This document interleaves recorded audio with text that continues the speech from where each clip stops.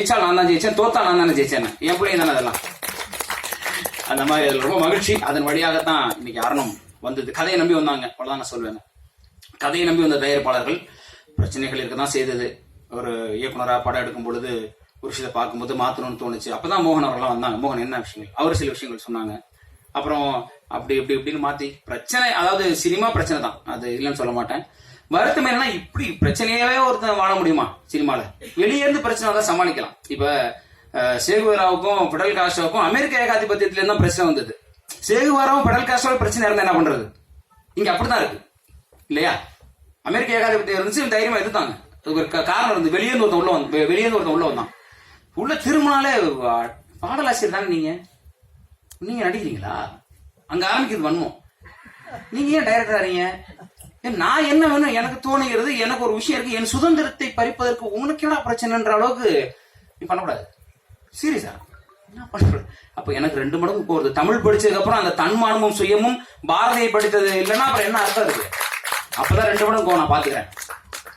அந்த உச்சம், அந்த கோபத்துலதான், இந்த கோபம் தான் ஆரம்பம். என்ன கேட்டீங்கன்னா, இந்த சினிமா மீது ஒரு கோபம்னு நான் சொல்றேன். இந்த இடத்துல அவ்வளவு சிக்கல்கள் அதை எடுத்து செல்வதற்கு இருந்தது.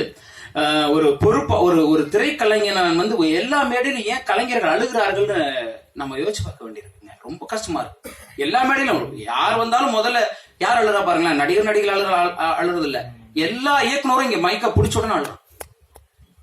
அது விஜயகுமார் ஆகட்டும், இப்ப ஃபைட் கிளப் விஜயகுமார்ல நீங்க எடுத்து பாருங்க, முதல்ல மைக்க பிடிச்ச மனோஜ்குமார், யாரா இருந்தாலும் மைக்க பிடிச்சுன்னு அழுறாங்கன்னா, ஒரு கலைஞனை அலை வைக்கக்கூடிய இடம் எப்படிங்க நல்லா இருக்கும்? ஒரு கலைஞனுக்கான வாய்ப்பை நம்ம தரணுமா சினிமாவில்? ஒரு கலைஞனை காயப்படுத்தலாமா? சினிமா கார்பரேட்காரர்கள் கையில போயிடுச்சு. ஒரு காலத்துல படைப்பாளிகள் கையில சினிமா இருந்தது. எனக்கு கேட்டு திரும்ப சினிமா பணக்காரர்கள் கையில இருந்து மீண்டும் படைப்பாளிகள் கரங்கள் எனக்கு சினிமா வரணும். ஒரு பாலுமேந்திரா ஊட்டியில போயிட்டு அசால்ட்டா படம் எடுத்து வந்துட்டார். ஏவிஎம்லாம் கையை கட்டி நான் படம் பண்ணலன்றாரு. இப்ப படம் வேற மாதிரி இருக்குங்க, நான் பண்ணல. 300 கோடி 400 கோடிக்கு குப்பையா இருக்குது. சித்தா மாதிரி, அயோத்தி மாதிரி, அற்புத கிடா வந்து புலம்புறாரு. எருமுன்னு ஒரு படம் வந்தது, யாருக்கும் தெரியாது. ஒரு ஆக சிறந்த கலையை மக்கள் ரசிக்க தயாரா இருக்காங்க, சத்தியமா ரசிக்க தயாரா இருக்காங்க. சில படங்கள் திரையரங்குகள், தோற்ற படங்கள் ஓடிட்டுல ஓடிட்டு இருக்கு. நீங்க பாத்தீங்கன்னா தெரியும், ஓ இந்த படம் வந்திருக்கா, நல்லா இருக்கு. அப்ப மக்கள்கிட்ட கொண்டு போய் சேர்க்கவே முடியல இந்த படத்தை. ஒரு படம் 1500 தியேட்டர்ல அவங்க தான் வருவாங்க. அத்தனை ஷோவும் நீங்க தான் வருவீங்க. ஓடிட்டு இருக்க படத்தை தூக்கிடுவீங்க. புது படம் வர முடியாது. ஆரணம் தோற்றாலும் அதை எதிர்கொள்ள தயாராக நினைக்கிறேங்க. அந்த முடிவுதான் நினைக்கிறேங்க. சும்மா நான் ஆரணம் ஜெயிச்சிரும், ஆரணம் பயங்கரமா அப்படியே ஆயிடும்லாம் எனக்கு தெரியாது. ஏன்னா இந்த கும்பல்ல இதுக்கப்புறம் அட்லீஸ்ட் நான் படத்தை எடுத்து ரிலீஸ் பண்றது தில் எனக்கு இருக்குடான்றது அவ்வளவுதான். எனக்கு அதுதான் வந்து நிக்கிறேன், அவ்வளவுதான்.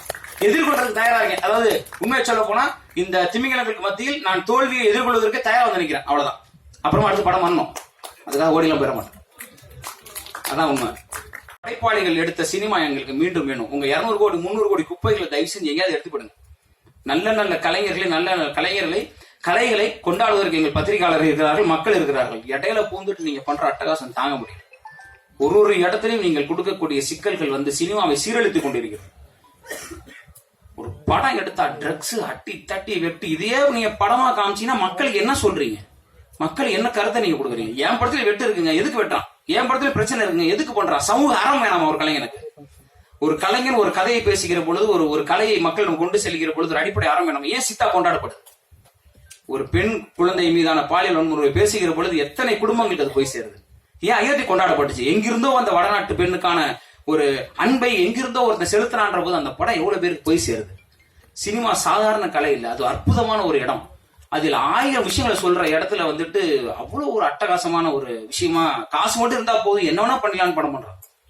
அப்ப பண்ணிட்டு போங்க, ஏதோ பண்ணுங்க.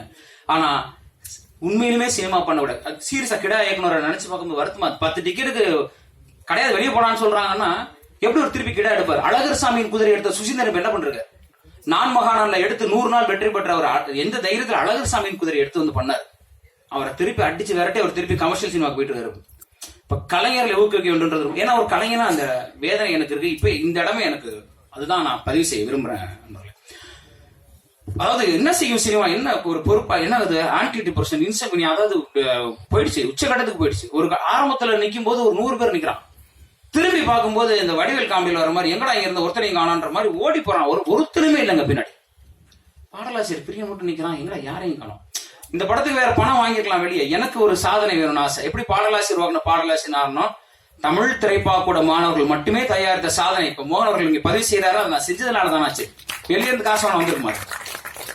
அதை செய்வதற்காக அத்தனை சிரமங்களை போராட்டங்களை தாங்க வேண்டியிருக்கு. மருத்துவமனையில் அட்மிட் ஆயிருங்கட்டாங்க.